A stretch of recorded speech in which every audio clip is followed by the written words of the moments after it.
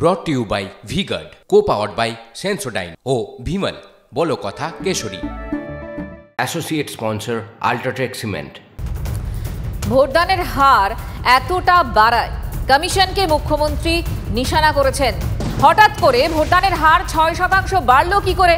সত্যি কি জানাক কমিশন? ফারাক্কার সভা থেকে কমিশনকে নিশানা মুখ্যমন্ত্রী মমতা বন্দ্যোপাধ্যায়। হঠাৎ শুনতে পেলাম 5.75% ভোট, যেখানে যেখানে বিজেপির কম ভোট পোল হয়েছিল সেই সব জায়গায় হঠাৎ করে ভোটটা বাড়িয়ে দিয়েছে ইলেকশন কমিশন, একটা নোটিশ জারি করেছে। ইভিএম মেশিন কারা তৈরি করেছে? ইভিএম মেশিনের চিপ কারা তৈরি করেছে? এই সংখ্যাটা বাড়লো কি করে?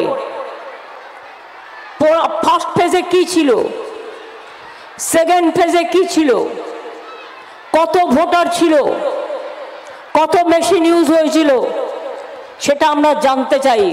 হঠাৎ করে বেড়ে যাওয়া মানে এটা তো নয়। প্রায় 19 লক্ষের মতো ভোটার মেশিন মিসিং আছে অনেক দিন ধরে, যে বিজেপি শাসিত রাজ্যগুলো নিজের ইচ্ছা মতো লোকের ভোট পাল্টে দিয়ে নিজেদের মেশিন ঢুকিয়ে দিচ্ছেন।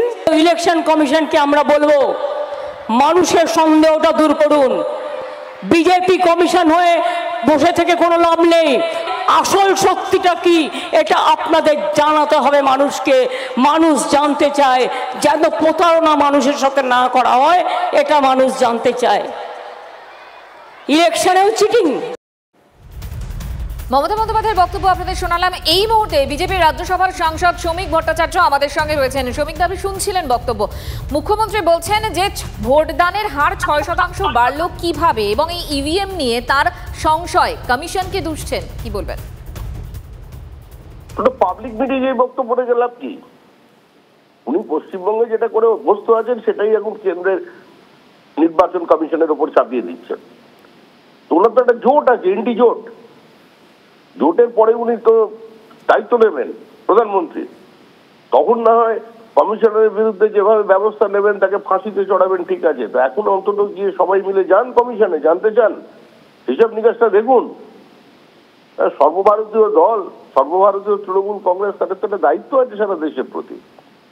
শুধু পশ্চিমবঙ্গের দিক দেখলে চলবে না। খড়গ্রামে ওটা বলে তো কোনো লাভ নেই, ওটা বলতে হবে গিয়ে দিল্লিতে। আপনার এত নেতা আছে, সাংসদ আছে, রাজ্যসভার সদস্য আছে, সবাইকে নিয়ে পাঠান। সীতারাম ইয়েচুরিকে সঙ্গে নিয়ে নিন।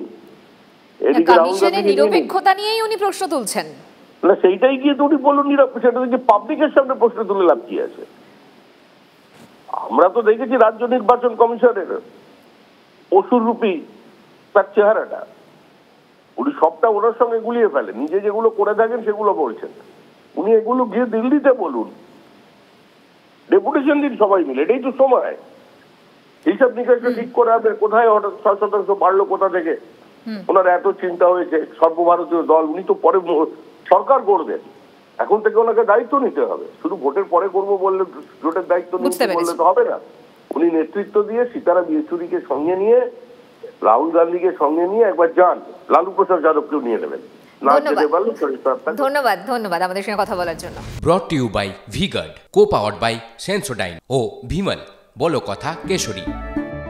Associate sponsor UltraTech cement.